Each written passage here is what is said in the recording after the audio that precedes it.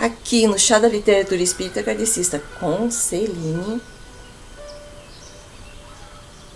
nós vamos continuar a nossa conversa sobre o Cláudio, sobre a Marita que desencarnou e sobre a Marina, sua filha biológica, que permaneceu. Marina estava envolvida em 2 romances e ela agia às vezes como se tivesse dupla personalidade. E ela estava auxiliando a cuidar a dona Beatriz, apesar da Marina ser contadora e trabalhar no escritório de contabilidade do pai de Gilberto, marido de Beatriz. Marina se sentia dividida, pois tinha um relacionamento com o pai e com o filho. Estava apaixonada pelo filho Gilberto, que por sua vez era namorado da sua irmã Marita, que ela acreditava ser sua irmã adotiva, e não sabia que era irmã biológica por parte de pai. Ocorre que Marina, com a ajuda do seu pai, com as orações, se decide e assume o seu relacionamento com o Gilberto. Quando Dona Beatriz desencarna, e isso o marido dela propiciou, todos os cuidados possíveis, porque assim ela o merecia, e tudo iniciou com uma rogativa de Pedro Neves, pai da Beatriz, em favor e em prol do lar da Beatriz, porque ao assisti-la no seu desencarne final, ele percebeu toda a trama que estava sendo enredada sem que a mãe do lar soubesse, sem que Beatriz soubesse, pressentisse ou percebesse. Então, Pedro Neves, que era um espírito de luz já bem evoluído, ao ver o que o seu genro estava fazendo para a sua filha e para o seu neto, ele se desequilibra. Ele deixa baixar a frequência, e isso não é bom. Por isso que muitas vezes não é permitido que os espíritos da família, os familiares já desencarnados, venham visitar os seus lares terrenos sem autorização, sem ter certeza que eles estão preparados para uma eventual situação como essa. A gente lembra bem uma passagem de André Luiz no filme, né, para quem viu o filme e para quem leu o livro Nosso Lar, que ele se desequilibra ao ir visitar a família e descobrir que sua esposa já tinha contraído novas núpcias. Assim, Pedro Neves se desequilibra e pede ajuda aos outros espíritos, a Félix, André Luiz, Hilário, entre outros espíritos amigos que vieram ajudar as 2 casas, os 2 lares.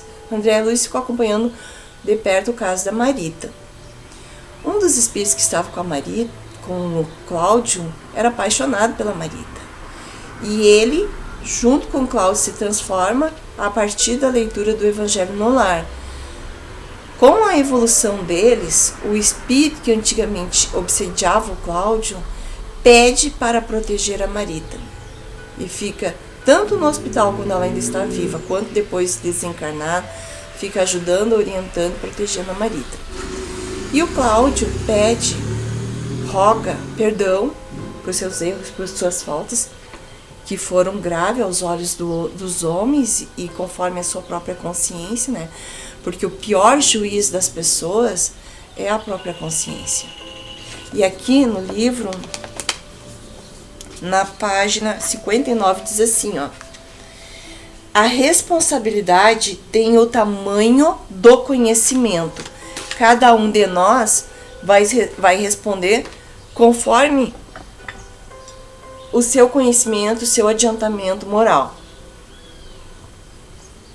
Se já tem conhecimento que determinados atos são condenados pelas leis dos homens e pelas leis espirituais, pelas leis divinas, e assim mesmo insiste no erro, tendo a vontade livre, né, a capacidade de se autodeterminar, de optar por um livre-arbítrio consciente, maduro e responsável, e insiste no erro, quem é o juiz? Quem é o pior juiz? O juiz mais carrasco?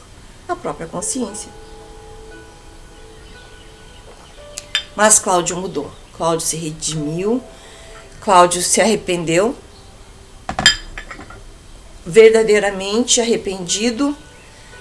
Cláudio pede então para ficar protegendo a sua filha e o seu genro Gilberto dos ataques do pai do Gilberto. Porque o pai do Gilberto não se consola com a separação da Marina. Se envolve com a mãe da Marina, eles saem a viajar pelo mundo e volta ainda com a mente fixada na jovem Marina, ao ponto de saber que ela está grávida e assim mesmo desejá-la fortemente. Quando a gente não controla os instintos que todos nós trazemos, instintos de animais, e não evoluímos, nós trazemos também para conosco responsabilidades bem graves, porque já é hora da evolução, já estamos no tempo de mudar, de aceitar os ensinamentos de Jesus.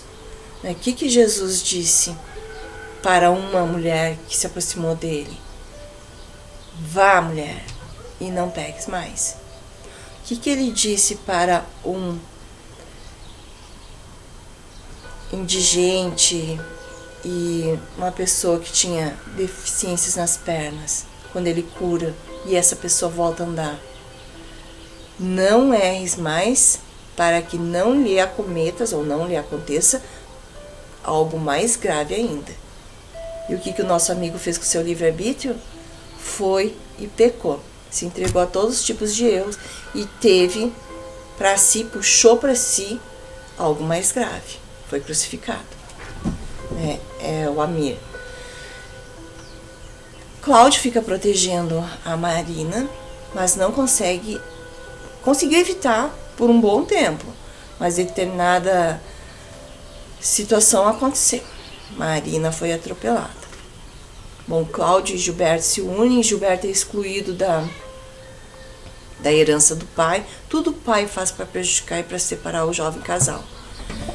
Só que o pai de Gilberto, ele é mau caráter mesmo. Ele não tem escrúpulos. E isso é coisa dele, do caráter dele, ou melhor, da falta de caráter dele. Então, não podemos jogar a culpa na espiritualidade de tudo que nos acontece. É ele que é assim. E isso ele já traz, essas pessoas todas vêm resgatar juntas dívidas de vida passada, de vida pretérita, de vida anterior. Quase todos eles que se envolveram numa trama na vida anterior, menos um jovem sedutor que causou várias consecutivas tragédias para algumas pessoas, quase todos reencarnaram agora nesse enredo novo, nessa nova história aqui, neste livro. E aquele que não desencarnou, ele fica como aquele guardião, cuidando de todos que lá estão, que eu falei aqui provavelmente no vídeo anterior. E a gente vai ver então que aqueles que aceitaram a mudança, como o Cláudio aceitou e aquele obsessor que acompanhava Cláudio, eles auxiliaram, eles pediram ajuda e eles ficaram auxiliando aquelas pessoas queridas que estavam mais próximas deles. Cláudio teve prorrogado o seu prazo de existência aqui na crosta terrestre por mais 2 anos para poder ficar ajudando a Marina, o seu genro e a criança que nasceu. E isso é muito bom, a gente tem esperança a partir da leitura desse livro de que ainda dá tempo de mudarmos. Tanto aqueles que já estão no plano espiritual, através de estudos, através de trabalhos de socorro, de caridade, de ajuda ao próximo, como os que ficaram aqui encarnados. O Cláudio é um exemplo disso. Em pouco tempo, em 2 anos, de uma pessoa de má índole, ele se transforma praticamente em um anjo guardião. Em vida e pós a morte. Ele pede para ficar um tempo protegendo a família após a morte, até ele ser chamado para suas responsabilidades no plano espiritual. Minhas queridas e meus queridos, fiquem aqui, fiquem em paz, paz e bem para todos, e nos encontramos em mais um Chá da Literatura Espírita Kardecista com Celine, aqui nos próximos vídeos. Paz e bem!